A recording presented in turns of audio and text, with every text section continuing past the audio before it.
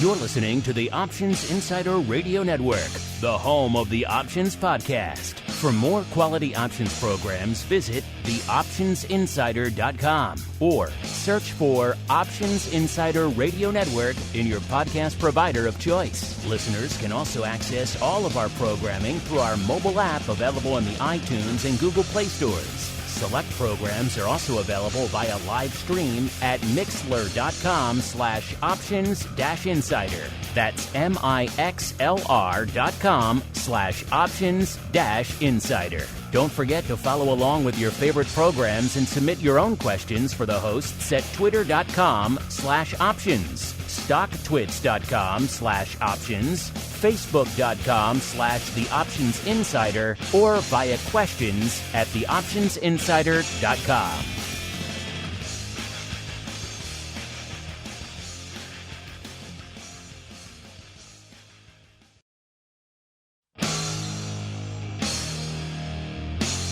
And now, it's time for the show that breaks down the options market from unusual activity alerts to market analysis, strategy overviews, listener questions, and much more. If it involves puts and calls, then our all-star panel will break it down.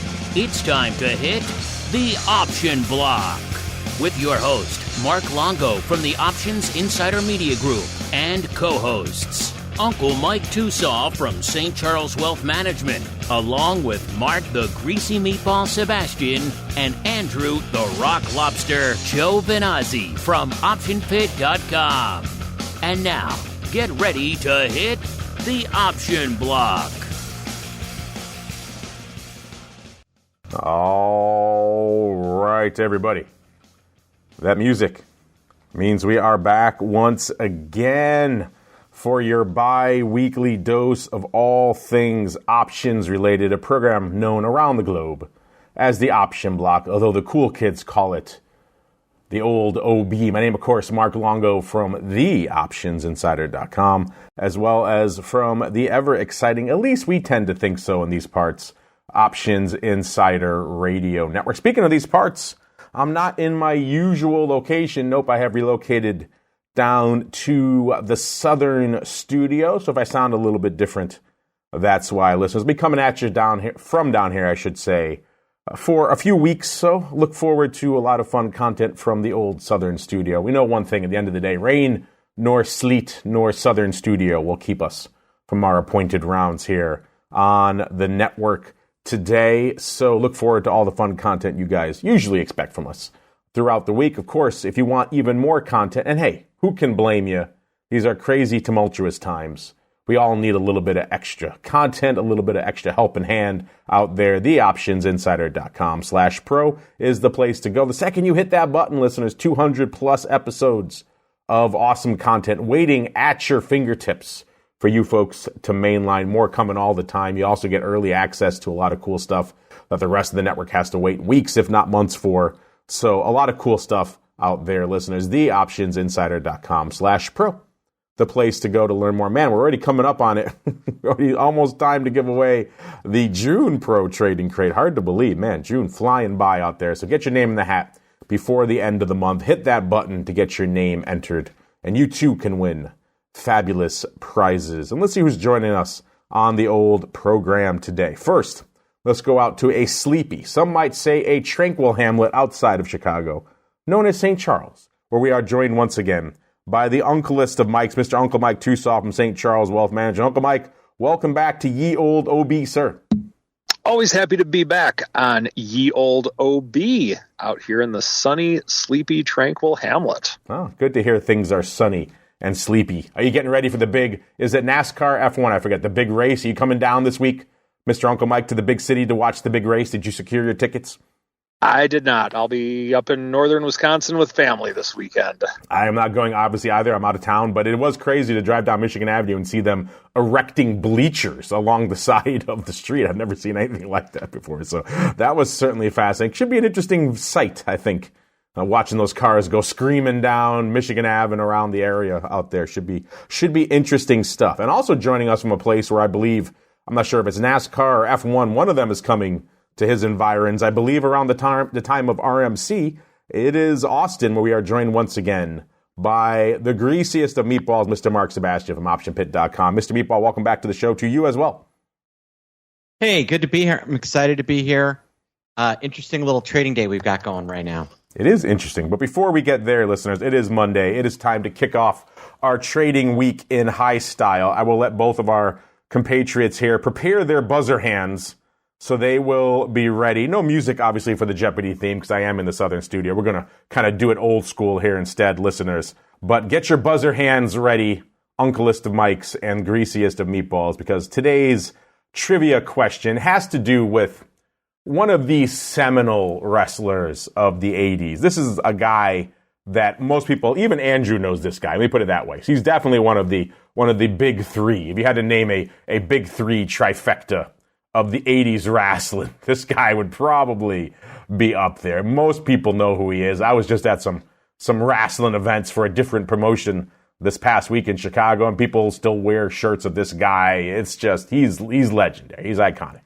But what people don't know about this person is that before he became the legendary, iconic pro wrestler that he actually was a professional baseball player. He actually had a contract to play for a professional team. Oh, we already have a buzz, so let me finish my question, then Uncle Mike is first. But I believe it was for the St. Louis Cardinals, and I do believe he played minor league ball for them for a few seasons before finally finding his calling in the world of pro wrestling. As legend has it, I have not verified this myself, but as legend has it, his final at-bat, he struck out or was hit, and he immediately charged the mound and attacked the pitcher. So I guess when you consider his later occupation, it does make some sense that he would go the way that he did. All right, Uncle Mike, I saw you have buzzed in first. Of whom am I speaking, sir? Oh, yeah, Randy the Macho Man Savage. Yes, the icon himself. Yes, a pro. Can you imagine him as a professional baseball player? There are a handful of people in life who just did what they were most suited for. That was their calling. And I don't think Macho Man could have been anything else but the Macho Man.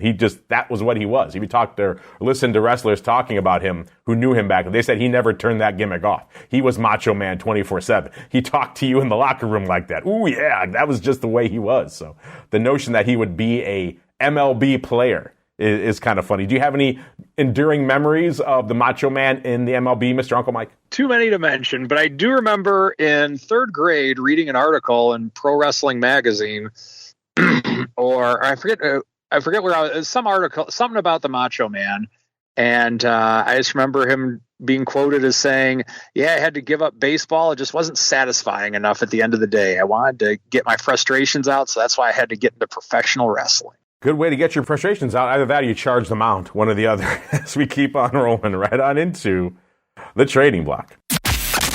It's time to break down the latest topics, trades, and trends in the world of options. It's time for the trading block.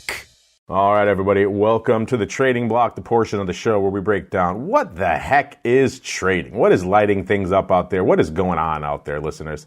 A question everyone has these days. And right now, what we're seeing is another one of these mixed bag days. You know, we rallied hard post-Fed. We rallied. We even rallied a lot heading into last week.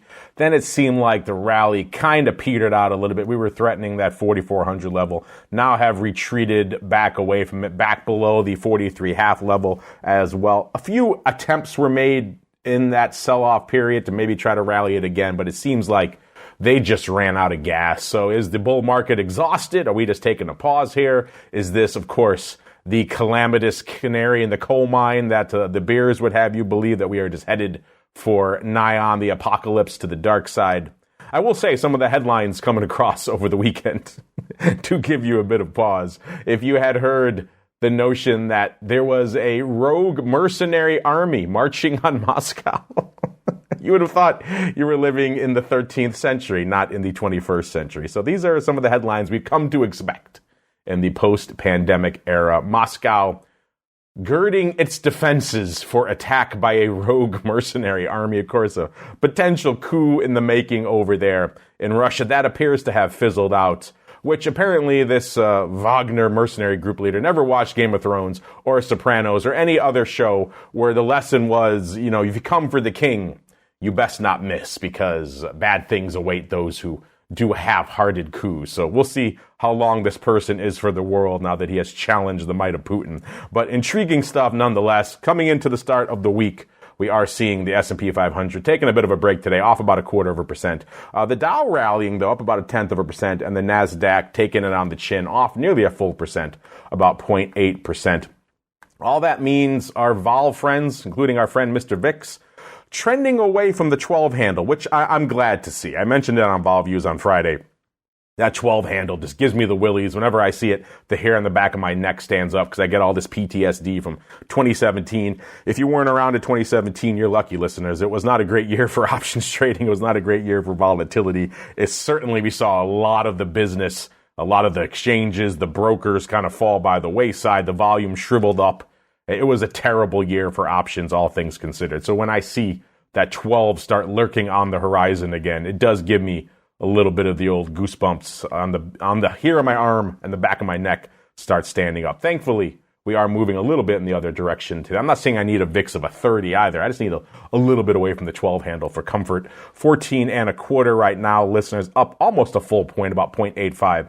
When we kicked off the show. VVIX, the vol getting a little frothy again. 96, up about 2 points. So threatening that par level again. Some of that could be found in the puts. We were talking about put skew last week on the network as well. Even though overall realized historical vol on the S&P is at the first, second percentile for the year, you're still seeing skew a little bit above that, around the 27 to 30th percentile. So there is some bid starting to materialize for those puts, even though still from a net vol level, we are still fairly low. VXX 2590 when we kicked off the show, down almost a full point as well, about 0.85. UVXY 1990. Yes, you heard me right, listeners. The 10-for-1 split is in effect. It went into effect on Friday. Unfortunately for all of our listeners out there, there were no options available on. I think we should have them now. I'll have to go check today. But Friday, if you're going to reverse split it, have the options there too. It's kind of a half-hearted thing to let people see this thing that they can't trade with the options that they want. SVIX 2685, up 0.75 point, probably a new all-time high. I'll have to check. This thing just keeps printing highs and printing money for the once and future Dr. VIX. UVIX 495, down 1/3 point. So this thing is going to have to reverse split it again. I said this a few months ago. Apparently no one listens. They just like to keep reverse splitting their products. So we'll see how long that lasts. And then VolQ 1830, up about 1/10 point. All right, a lot to unpack there. Let's go around the horn. Uncle Mike, you won our contest this week, so you get to go first. Any other enduring fun memories or just trivia you might have for the Macho Man you want to share with our audience? And then B, what's catching your eye in a mostly non-Uncle Mike type of day? I hate to say for you, sir. Well, I mean, in terms of Randy the Macho Man Savage, of course, a lot of people know his brother is a genius, Leaping Lanny Poffo, who eventually became the genius. Yeah, he just passed away a few weeks ago or a month ago as well, I believe. I saw that. Yeah, it was too bad. I had a lot of respect for the genius. He was a poet laureate. He was a genius, and he liked to leap. Got to respect a guy that does that, who grew up with the Macho Man. Yeah, I mean, with the Macho Man, it's sad that he passed away, but I guess the way with which he did, he lost control of his car and he crashed going like 60 miles an hour or something like that. I mean, of all the ways for, not that it's good that he's dead by any means. I was a huge Macho wasn't he Man like, fan. didn't he have a heart attack while he was driving or something like that? Yeah. And that's just terrible. What a way to go out, though, if you're the Macho Man. It makes sense. Total Macho Man way to go out. But yeah, he was definitely was a big fan of the Macho Man. He did a lot of great things for the sport. But anyway, the markets today, 44.48 is the high of the year that we touched a couple weeks ago, and we just have not been able to have any positive momentum since we touched that. And so are we going to go higher? Are we going to go lower? This is kind of a stage to where if you look at the highs of 2021, at the end, we closed just short of 40 or just shy of 4,800. We got above 4,800 in early 2022. So 4,800 is the all-time high. We're still significantly far away from that. And we're kind of getting to the point where we're about halfway between the close of last year and the all-time highs. And so this is kind of a mark to where I've said this is one of my favorite little sayings buy the dump, sell the hump, don't diddle in the middle. And this is one to where if you look at it from that time frame, you're diddling in the middle right now.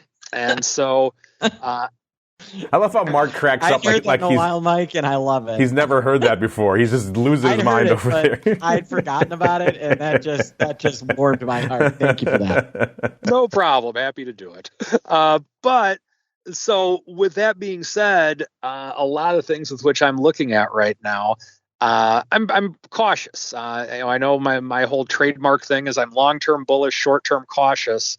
But I am leaning more towards the side of caution right now, just because of the fact that we don't have any major technical indicators saying we're breaking out, we're continuing, we've pulled back or anything like that.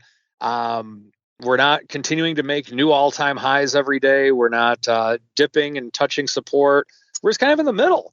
And so, while I do believe in the next few years we're going to be north of 5,000 in the SPX, I don't know if it's going to necessarily happen in the next 5 days. And so with that, I'm kind of in what I like to refer to as not today mode, meaning am I going to put a ton of deltas on the table? Not today. And that's kind of where I'm at with this market right now. In terms of some other things with which we're seeing, we're still relatively flat right now in the 10-year note. We're not having a lot of major breakouts from the Fed announcement or anything like that.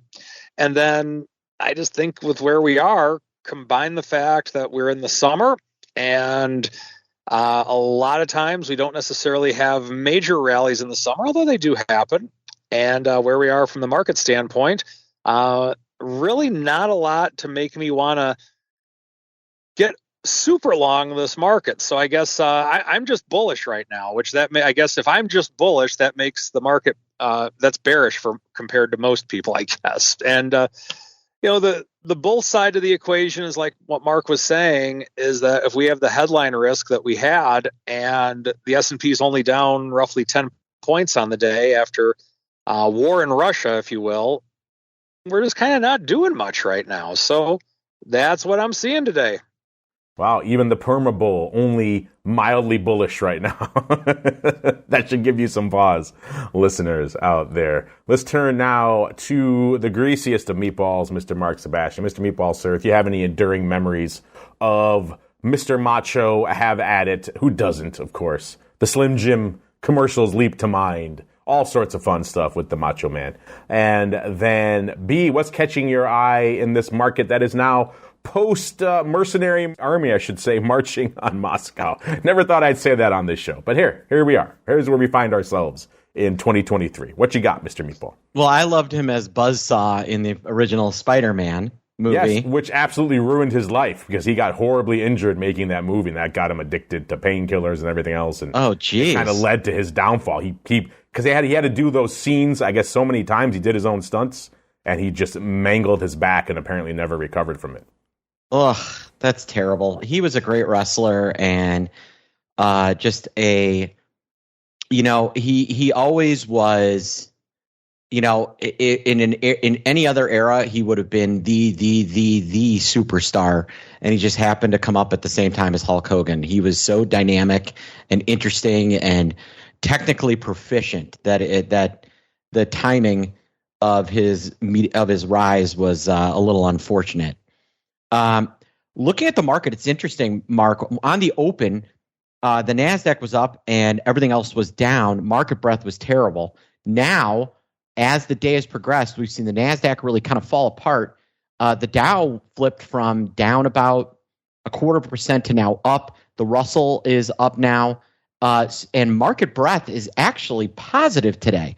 If you look at the major ETFs, XLB is up. XLE, XLF, XLI, XLP, XLU, the retail XRT is up. The only ETFs that are down are XLK, so tech, pharma, consumer discretionary, and your biotechs.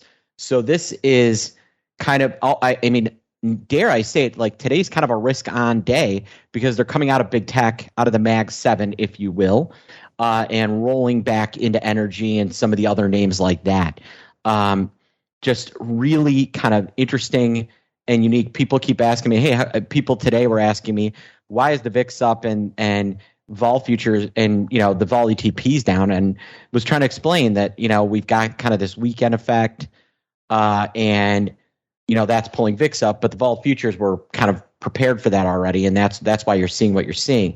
But it's a really interesting day in that the way market breadth is moving, and the Dow has gotten stronger even as the NASDAQ has softened up. So money coming out of the mega cap and into just big cap, large cap, you might say. You might say that indeed. Let's see what else we might say out there, listeners, in ye old market today. Let's go out and see what else is lighting up our tapes out there. Overall, volume-wise, Mark was just talking about the breadth. We are not seeing stellar volume. I guess it kind of depends where you look yet again, as always is the case with the market. You go out to the vol space, for example, listeners, and things are looking kind of anemic, especially given what we've seen out there of late. We've seen VIX do over 1 million multiple times over the course of the past month, so we're kind of used to a robust level. Even if that ADV has come in a little bit, it's down to about 815 right now. We still are looking at shy of 200,000 contracts in VIX right now, 196. So kind of light, not a lot going on. But again, that's kind of being expected given what you're seeing out there in the rest of the market. Of course, the day where anyone's waking up to trade, you're going to see SPY putting up numbers. And that's the case again today, 4.8 million. So looking pretty robust, well on its way to its ADV of about 8.5 million right now. So doesn't take much to get SPY cooking. Same kind of happening out there in the S these days. We had an interesting discussion on our Advisors Options show last week with Mr. Matt about just the impact of these zero-day contracts on overall volume, how much paper continues to go up in products like SPX with zero-day, which, by the way, speaking of zero-day, that's going to lead in well to our question of the week coming up in a little bit out there. All things zero-day, pretty popular these days. S, 1.51 million contracts right now. The ADV, a little bit shy of 3 million, about 2.88 million out there right now. So the S looking on track to hit its ADV today as well. What is not is small caps. Small caps kind of lagging out there right now. Let's go out and see what our old friend IWM, the flavor a lot of you like to play with, is up to. It's up about 0.5%. So bucking the trend. Again, if you want a deeper dive into all things small cap, check out our TWIFO episode from last Thursday where we went deep with the folks on FTSE Russell on all things recon. That is really their big day for the year. That's like their Christmas and New Year's and Halloween and Arbor Day all rolled into one over there in the land of small caps. And it's also, for you folks, even if you don't trade small caps, there's some interesting trends that comes out of that data every year in terms of how the market is breaking up. And they admitted, too, that they have never really seen a market as stratified as this one is, where so much of the action is concentrated in, the Magnificent Seven, the uber super sexy seven, call them what you will out there. It's fascinating to watch. Even people who have been watching these names and breaking them down into large cap and small cap and growth versus value and have been doing so for decades, even they are somewhat at a loss for words for what we're seeing out there in this market right now. All that a long way around to saying small caps not doing a heck of a lot today. 380,000 contracts on the tape. The ADV 1.1 million. Doesn't seem like it's going to get there today, but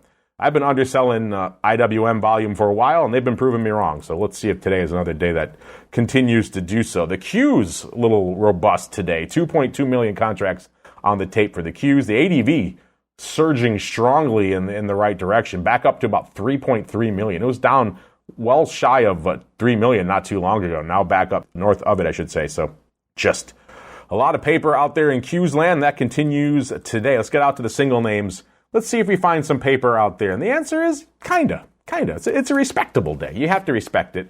237,000 contracts. That's what it costs to break into the top 10 today. I get you to your old friend, a Lucid Group, formerly of Lucid Motors. They're the parent company, effectively, of Lucid Motors. Ticker symbol LCID, trading 5 3/4, up about $0.25. So a decent little pop for them today, up nearly 5%. On the year, they still have a long way to go to get back to their high of nearly $22, about 21 3/4. They hit that back in July of last year, July 20th. So a far cry from that.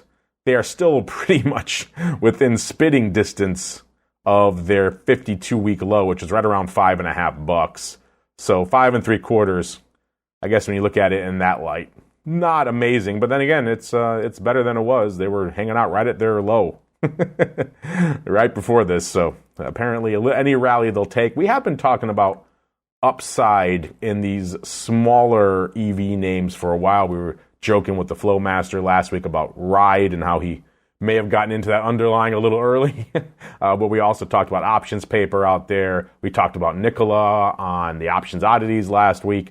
Now Lucid. A lot of these smaller EV players seem to be coming alive, at least from an options perspective. So we're probably going to be talking about more of these in the future. Listen, are you slinging yourselves a little bit of these, the cheaper, let's say, I won't call them second tier because they're all doing interesting things, but just from a stock and options perspective, certainly a category or two below the market leader, which is Tesla out there.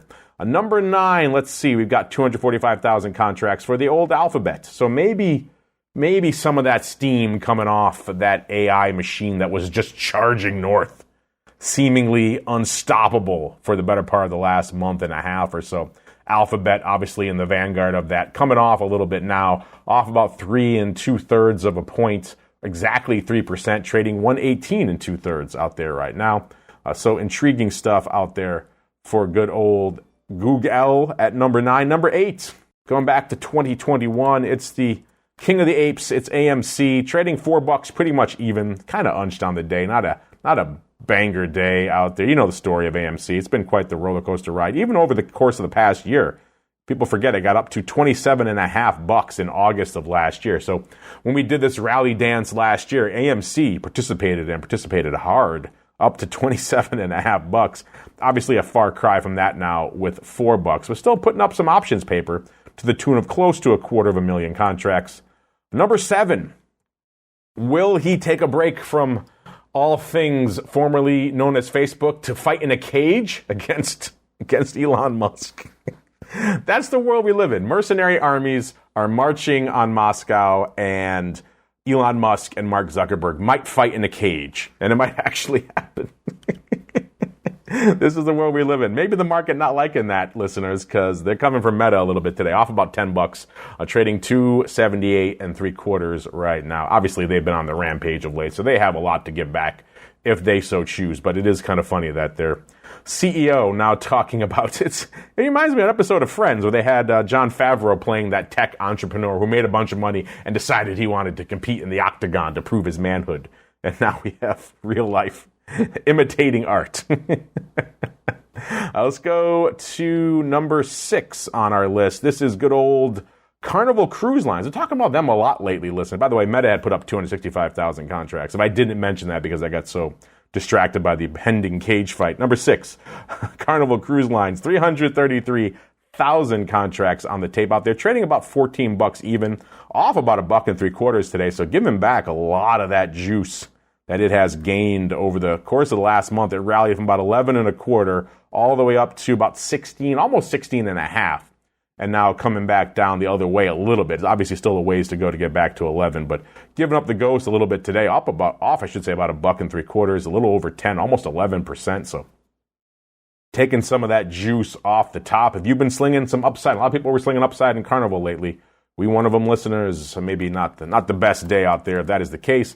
AMD, number 5, coming in 477,000 contracts, trading a little bit shy of 108 right now, off a little bit over 2, about 2 and change today, nearly 2% for AMD. You folks know the saga of AMD. I won't repeat it for you, but again, good for 477,000 contracts. This is starting to become an intriguingly frequent occurrence. Apple coming in much lower than its normal number 2 spot lately. A lot of names kicking Apple to the curb, partly because Apple volume kind of dwindling. Maybe this lofty stock price really starting to hurt the options out there. Either way, the Apple volume continuing to kind of be, today, 518,000 contracts. It's not nothing, but there are 3 names above it here on the list today. So again, kind of quiet for Apple. Apple off $0.75. So the market obviously not happy today. Never likes a day when Apple is red. Number 3, got the Amazonian, 670,000 contracts on the tape for the Amazonians out there. Actually, 630,000 contracts on the tape for the Amazonians right now. Amazon off about $1.50 or 1.1%, trading a little bit shy of the 128 level right now. So looking better than they did back in our death poll we did our who would you prefer, which do you prefer poll, the Amazon versus Facebook poll we did probably about a year ago now. Obviously, Meta has had quite the resurgence since then. Amazon looking good, but not quite to that Meta level. Number 2, it's NVIDIA. You know, they have been the definite vanguard of the AI surge in the market, taking a pretty aggressive break today as well. Off nearly 16 handles, trading 406 and a quarter, off nearly 4%. So giving back a lot. Of course, they hit a new all-time high of nearly 440 not too long ago. So probably inevitable they are going to retreat from those lofty levels. They've just been bidding this thing up to high heaven. The PE is now 211 if you are intrigued by such things, if such things even matter. Which acronym matters at the end of the day, right? Is it AI or is it PE? One of those has to trump the other. Right now, it clearly is AI. Will that remain in the long term? I guess we'll find out. And you know the number one player out there, listeners. We were joking about Lucid and everything else before, but it's still Tesla at the top of the options roost, folding the throne yet again. 246.15 right now, off about $10.50 or almost 4.1%. So they're coming for a lot of these top-heavy NASDAQ names right now. This just a little bit of profit taking, or is this the beginning of the worm turning, listeners? I guess we shall find out. What it is not the beginning of, it is actually the end of. It is earnings season. We were talking about this on Vol Views last Friday and on the Advisors Option last week with Mr. Matt, the keeper of all of our earnings data. That said, we do have a little bit still on the radar this week, including one of my favorite names, Walgreens Boots Alliance, popping off tomorrow. We've got Carnival Cruise Lines popping off today. They were before the bell, actually, which is why they are putting up some numbers. If you are intrigued by good old Walgreens Boots Alliance, they are before the bell tomorrow. General Mills and Micron on Wednesday. And then Thursday, we got Rite Aid and Nike. So still some names you have heard of, even if we are kind of coming into the tail end of it. But never fear. We are preparing to re-rack the data, get ready for the kickoff of the next wave of earnings season. We do have some numbers for you right now, hot off the presses from our friends over there at ORAS. Let's look at Carnival Cruise Lines before the bell today. They went into their announcement, $15.80. They were trading, as of the time of this report, 14.75. So they were pricing in 10.4%. They only delivered 6.5%. So actually underperforming on the earnings vol front, which is kind of been par for the course. Let's look ahead a little bit, see what we've got baked in for names like my favorite, Walgreens Boots Alliance, popping off tomorrow before the bell, trading 31.40 when we ran this report. They were pricing in $1.70. In the past, they've moved to $1.73. So heck of a lot of nothing priced in right now in Walgreens Boots Alliance. Let's go out to Micron the next day after the bell. 65.25 is where they were trading. And this is interesting. They're pricing in about 4.25, listeners. In the past, they moved $2.97. That's a fair amount of extra juice for Micron. Of course, some of that spillover in the chip space may be bound to impact that straddle as a result. So could be what's accounting for some of that extra juice. But either way, some intriguing extra juice in Micron. Let's go out to Nike, 29th after the bell as well. 109.5 is where they were trading. Now, this is also interesting. They were pricing in $7.50. In the past, they moved nearly $8.50. So a fair amount less juice in Nike land. So maybe have they come to grips with the inflation monster? Have they tamed that? Is demand still strong? I'm not sure what's to account for less juice in Nike, but there you go, listeners. Speaking of less juice, 94% is where our season is hanging out right now. We keep revising that number down as we keep adjusting the overall numbers here. So 100%, of course, is a bullseye. It means everything moved exactly as much as its straddle. We've been doing this for a while. I don't think I've ever seen a 100% season yet, but of course, everything unprecedented is happening now, so it's bound to happen sometime soon.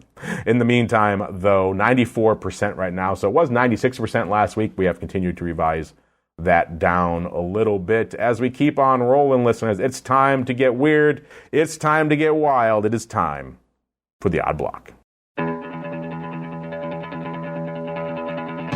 It's time to break down the most interesting, unusual, and downright questionable options activity that's been identified by theoptionsinsider.com. It's time for the Odd Block.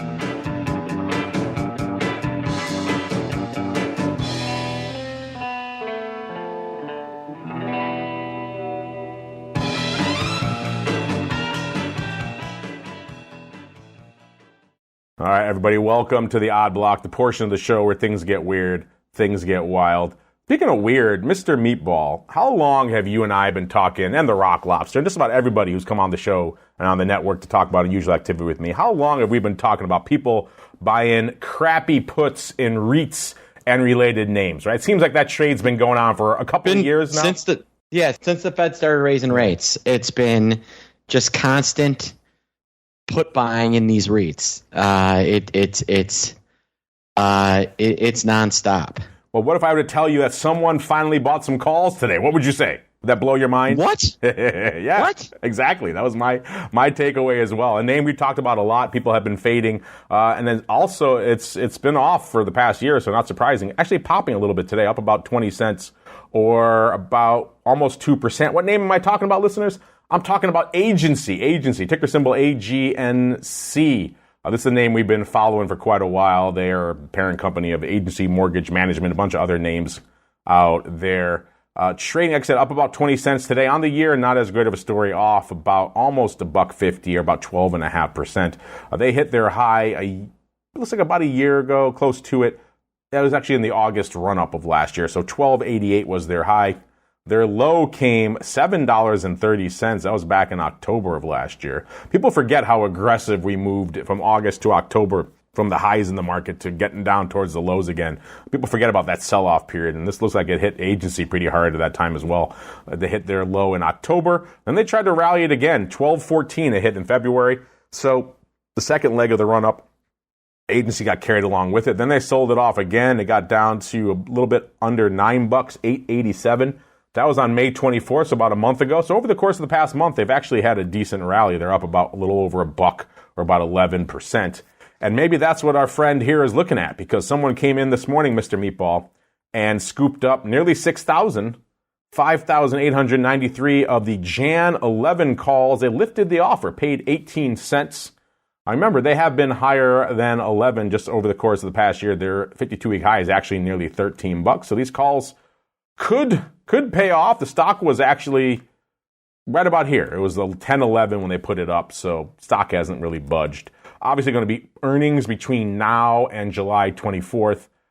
Now and the end of the year and January, the earnings are on July 24th. Before you go crazy, they are going ex-div, listeners, so you're going to see a lot of other call paper hitting the tape as well.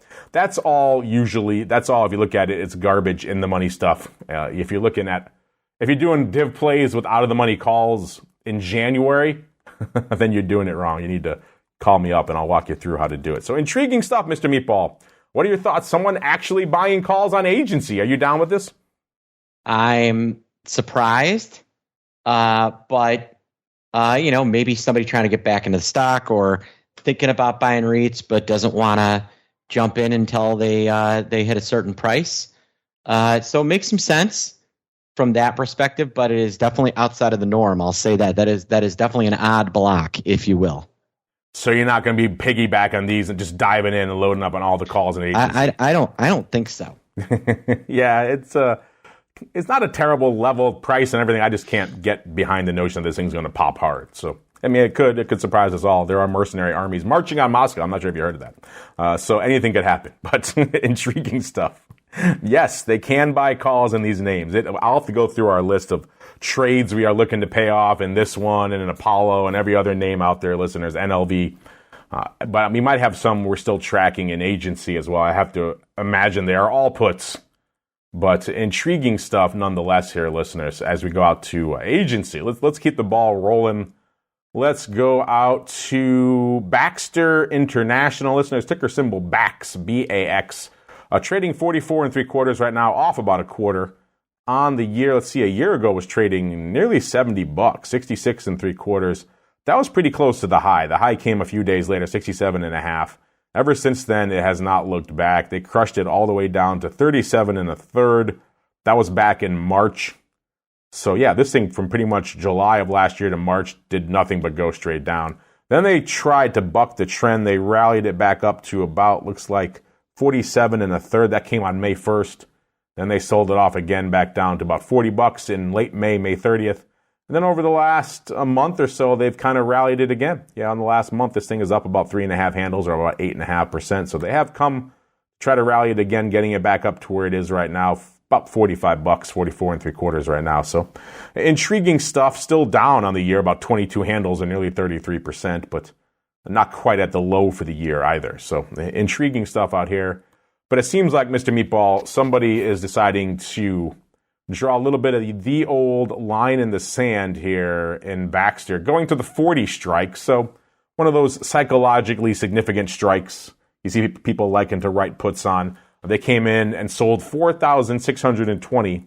What's weird about these is they sold them in the weeklies. These are the August expiring on the 4th, 40 puts for 44 cents. There's a lot of fours in there, listeners. The August 4th, 40 puts for 44 cents. Say that 5 times fast. This is about a 34 vol. The market was pretty wide, actually, which I guess this is Baxter, not the hottest name. It was 35 at 60. So intriguing. Also, the stock was at 44 when they sold these 40 puts for 44 cents. Add those fours into the equation there. But yeah, interesting that they would come out and sell these in the weeklies. I thought maybe they were trying to dodge earnings, but no, earnings are actually the week before. They're the July 27th expiration. So I'm not sure why they would choose the week after earnings. If you're going to do that, just go all the way out to the regular monthly, get the full month. I'm not sure. The timing is the weird thing to me. The writing of the put, I get that. It's not a terrible level. They are pretty close to the low for the year. And this trade, it gets them into the stock, not that far above it if it does sell off. Just, I find the timing a little bit wonky on this one. Mr. Meatball, do you concur, sir? Yeah, I do. I think that's exactly what's happening here. Would you rather, at that point, if you're going to sell those puts and you're going to do it in the week after earnings, why wouldn't you just get the full month, get all the premium you can, right? I mean, unless they're planning on closing it right before earnings or something like that, see if they can soften things up a little bit. Well, that's what I thought too. But earnings are the week before these expire, so they went out a week after earnings, which is weird. Maybe they want a little time. You get that. You get that you get that initial earnings move. Yeah. Then typically you get the snap the other way, and then the stock ends up not going that many places. Maybe that's what they're thinking. The old patented earnings weirdness. It does happen. So, yeah, I suppose that there could be a number of reasons. Listeners, do you like that? Would you construct your trade that way if you were selling premium and you knew exactly when the earnings event was? Would you have it expire maybe right before the earnings event so you don't have to deal with it? Or if you're going to sell it, would you have it expire 1 week after for whatever reason? If you have that many weeklies, you can just do the monthly and just get a whole extra month if that's what you really want. Just intriguing stuff here. Sometimes the structure is the interesting part of these trades. Let's get out of here on some just silly fun before we get to Uncle Mike, because he's always silly fun as well. Let's go pay off, because it isn't the most banger day for single name options volume out there today. Let's go pay off some old trades. Mr. Meatball, let's go back to March 20th. I'm not even going to run down what happened in the stock. I think you can intuitively tell me if these worked out well or not. We talked back on March 20th. Remember, this was the height of the contagion fears. We saw someone coming in and selling 5,450 of the April 1 calls in Credit Suisse. They got them off for 13 cents right on the bid when the stock was 97 cents. Just go on a limb, Mr. Meatball. Do you think these worked out? These are the Aprils. Yeah, of course they did. Yes, they did. They did all right on these bad boys. We kind of mocked them at the time. We're like, really? What? 13 cents? Is that what you do? What if you get a crazy squeeze or some pop in these? But turns out they knew better. These worked out. Spoiler alert, listeners. They made about a whopping 70 grand on this trade. Now, if they had stock they were writing these against, then obviously that's gone the way of the dodo. So they could have still been a net loser on this trade for some size. But either way, I don't love this trade. If you have stock, then what are you doing? Just writing the calls for 13 cents. Maybe you want to bail on the stock at that point. Or if you're just writing the calls, you're taking an inordinate amount of risk for 13 cents. Either way, I don't love it. I would definitely not recommend it to our listeners. But hey, it worked out for these folks, at least on the option side. We don't see their stock leg. I'm going to assume they had some stock and they're still probably crying themselves to sleep at night. But nonetheless, the 13-cent calls that they sold in Credit Suisse ended up working out for them. You know, it always works out for all of us listeners. It's the strategy block. So let's get there right now. It's time to dispense options, wit, wisdom, and education. It's time for the Strategy Block. All right, everybody, welcome to the Strategy Block. And Uncle Mike, this is perfect timing to have an in-depth discussion of strategy, because I've been meaning to ask you this question.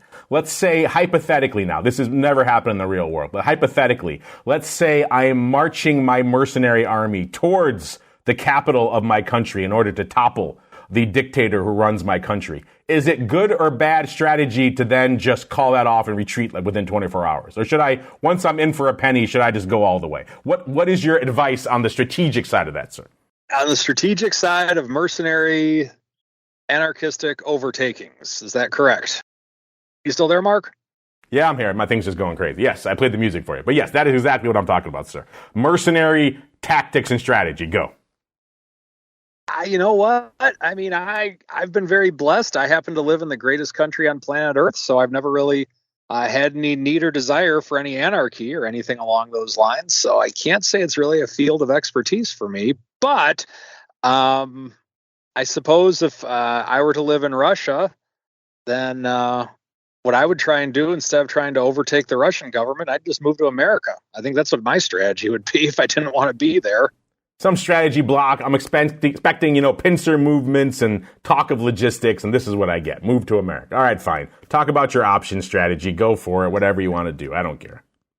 Well, I mean, let's take this a whole another level then. I mean, like if I were living in Russia and weren't happy with the government, then I'd move to America. That's what I would do. But I guess it's kind of like asking, I'll quote it makes me honestly think of a Beavis and Butthead episode from back in the day. Butthead said to Beavis, "What would you say if you were a turd?" Beavis replied, "I'd say it sucks being a turd." And when you think about it, it's all true. So if I was in Russia, I'd say I didn't want to be there. I'd say, well, it sucks being in Russia, and I'll move to America.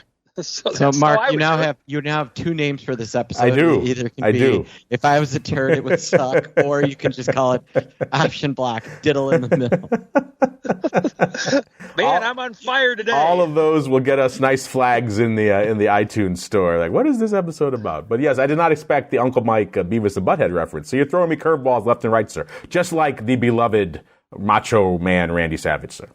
You never know what's going to come up. So with the added curveball, we're kind of at a curveball in the marketplace right now in that for those of us that were selling vertical spreads or selling covered calls for the last couple of years, well, the last couple of months, we're not quite getting the same bang for our buck that we once were. The market's throwing us a curveball with volatility coming down as it has a little bit. So what I want to emphasize today is that you need to be able to roll with the punches when you are doing your trading. And so one thing with which you could consider right now, and this does not apply to all stocks, this does not apply to all indexes by any means, but this is just something to kind of consider, is that if you have been more of a vertical person or just a covered call selling type of person, now could possibly be a better time to get horizontal or diagonal.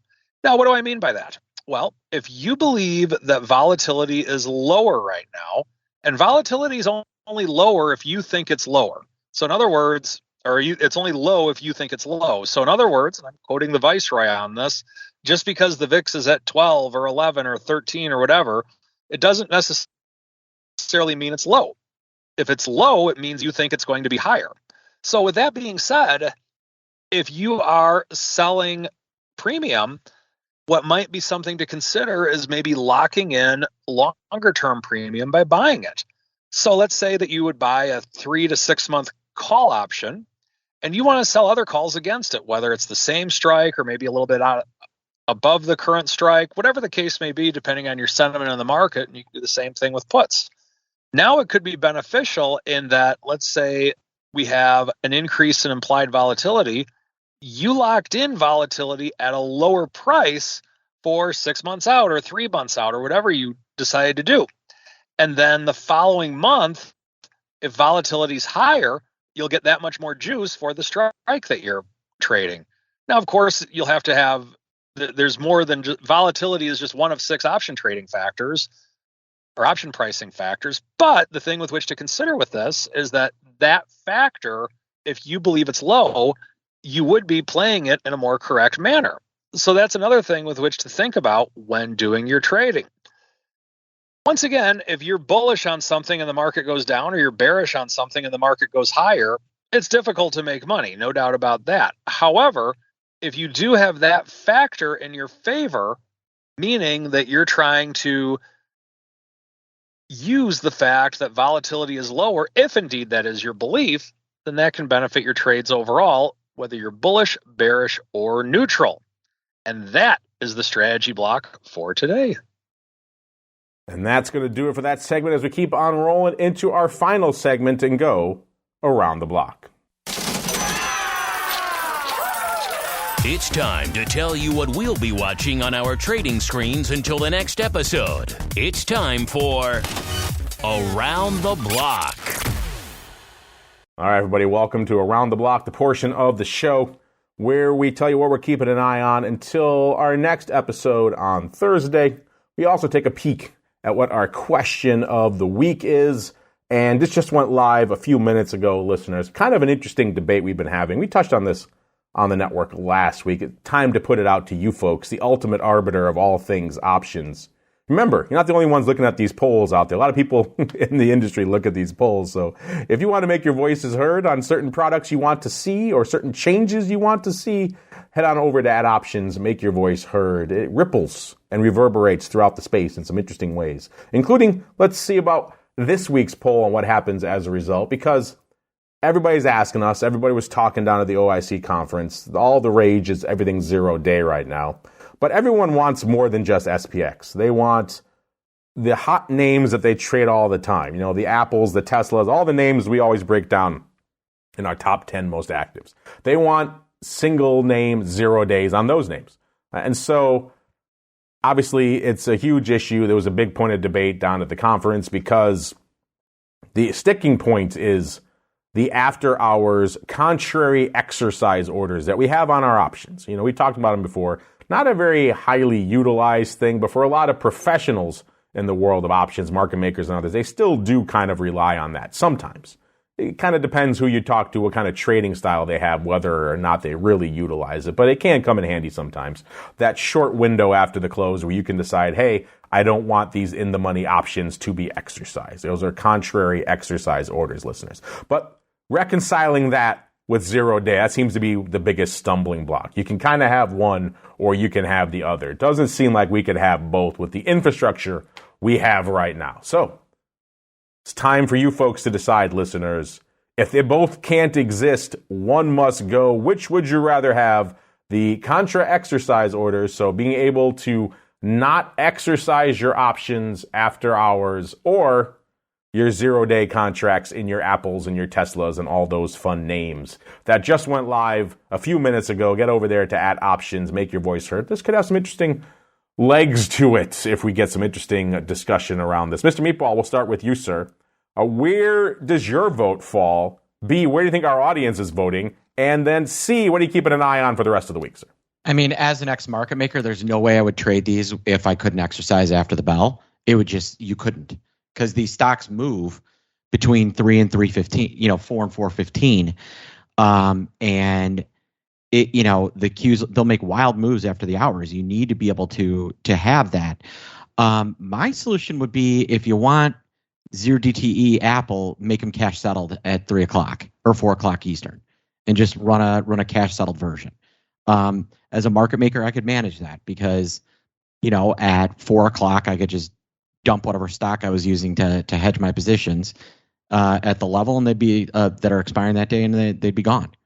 That makes a lot more sense to me than trying to get rid of the 0 DTE or the contra exercise, because frankly, you need that as a function of the equity stock market. It needs to be there. Of course, that's not an ideal solution either, right? Launching another product to get it, because then you have people who are confused. Wait, I thought I did this one, but it was that one. How come I'm not getting the stock? There's going to be a hand holding. It's not ideal, but that's it is a better solution than getting rid of the after hours exercise. That is the other solution that has been floated out there. Yes, the cash settled. We did not include that in this poll, but intriguing stuff nonetheless. Which way do you think our audience is going, and what are you keeping an eye on for the rest of the week, sir? audience, because they don't understand market making, probably saying get rid of the after hours. And the what I'm watching is this market, and I'm watching the key level. We are coming upon the end of the quarter, which means JP Morgan's quarterly hedge is going to come off. They are short at the 43.20 strike. That is going to be a magnet for the market, I think, for the week. So I'm watching that very closely to see how that performs, and that is going to be kind of the big thing I'm watching. Starting to get into a little earnings season. What happens to the VIX? And then the other piece is we're heading into a long weekend. I mean, it's essentially a 4-day weekend. What are they going to do to volatility? Are they going to just absolutely obliterate it? And how low can the VIX go, even if the market does continue this kind of slow slide lower? You keep dangling this 12 handle, and VIX going to come back to us, huh? We'll see. We've seen it. We have seen it. My prognostication, I think, is somewhere in that level for Friday for vol of you. So we shall see. Mr. Uncle Mike, same question for you, sir. What is your vote on our poll? What do you think our audience is voting for? And what are you keeping an as on for the rest of the week? Well, in terms of my vote on the poll, it's something to where I don't think I've ever as a professional money manager, I've never exercised an option after the close ever. And so it's never that for me, that's really a non-issue. I'm just going to get out of the option personally if I'm ever in that situation. So I would agree with Mark on everything from that standpoint, just because it's really not my world. In terms of what I'm watching for next week, wanting to see if we continue to go lower, which way we diddle, upward or downward, if you will, seeing that. And then I'm curious to see if we do get some type of crazy headline, if it does anything to the market, because I remember we talked about this all the time in 2020 and 2021. We would just say all these things like, well, if something like that happened, then that would be a market mover, or that would really crash the market. And it never did. And so I guess just this also goes to the thought of anarchy in Russia. The market doesn't really care that much, at least for now. But we'll see. Waiting to see what headline will actually move this market and get us a 100-point move in the S&P one way or the other. What will derail the endless bull? We shall see. Let's also see what your folks are up to. Right now in the early voting, it is 100% in favor of getting your hands on some zero-day Apple and Tesla. And damn the consequences out there. No love. Not a single vote yet for the Contra exercise orders. But again, the voting is early, so we shall see how that evolves. As we go around the horn one final time, we'll start with the greasiest of meatballs. Mr. Meatball, sir, folks want to debate this with you or look at all your vol content in depth, where should they go? What should they do? Yeah, go to optionpit.com. Today I was talking about UBXY and what it means and why it reverse splits and the ramifications. And we're talking vol and index trading every day. Go to optionpit.com, read my blog, The VIX Edge. I haven't had a chance to check yet. Not be disappointed. Haven't had a chance to check yet. Are the strikes back for UBXY now? Can we actually trade it again? Got the new ones. So they have to wait a day after they list. So when a stock reverse splits, you have the pre-split day, and that's with them getting out of it. That gives them a day to get out of all those options, blah, blah, blah. And then the following day, they list the new options. So, yes, they do have UBXY regular options today, and they're wonderful. That is the worst. That's like dangling a nice new toy in front of a kid at Christmas. I know. Letting him open it and then saying you can't touch it. You can't play with it for a day. Go wait a day. That's exactly what that is. See, I hate everything about that process, but that's a conversation for another day. OptionPit.com, the place to go. And Mr. Uncle Mike, sir, where should folks go if they want to discuss with you the in-depth strategic detail of invading Russia with the Mercenary Army, sir? Well, go to my YouTube channel, because I have one of my YouTube videos that I put out like a year and a half ago, and all of a sudden it got like 20x the viewers that all my other ones did. It's on selling covered calls, but using a call spread as an alternative. St. Charles Wealth Management, type that in YouTube and check out that video, because that's one that a lot of people seem to like, and I can't figure out why that one is so popular right now by comparison to the other ones. So check it out. It must be good. Maybe we link to it. I'll have to go dig and see what. Maybe we sent some people your way, but someone's clearly. It's a great strategy. Yeah, someone's clearly sending some love to the Uncless and Mike. So check them out if you haven't, listeners. You could begin your journey. StCharlesWealth.com is the place to go. Give them a follow on Twitter as well, @Mike2. So that's going to do it for the old OB. Not going to do it for the network today. I'll be back in about an hour to hold court on all things crypto on the Crypto Rundown. Going to rejigger some of the live in between, so we'll be shutting down the live for a little bit, but back again for Crypto Rundown in about an hour, and then, of course, back throughout the rest of the week with all of our usual content, and then back again on Thursday, episode 2 of the old OB. Stay safe out there, everybody. You're listening to the Options Insider Radio Network, the home of the Options Podcast. For more quality options programs, visit theoptionsinsider.com or search for Options Insider Radio Network in your podcast provider of choice. Listeners can also access all of our programming through our mobile app available in the iTunes and Google Play stores. Select programs are also available via live stream at mixlr.com/options-insider. That's mixlr.com/options-insider. Don't forget to follow along with your favorite programs and submit your own questions for the hosts at twitter.com/options, stocktwits.com/options, facebook.com/theoptionsinsider, or via questions at theoptionsinsider.com.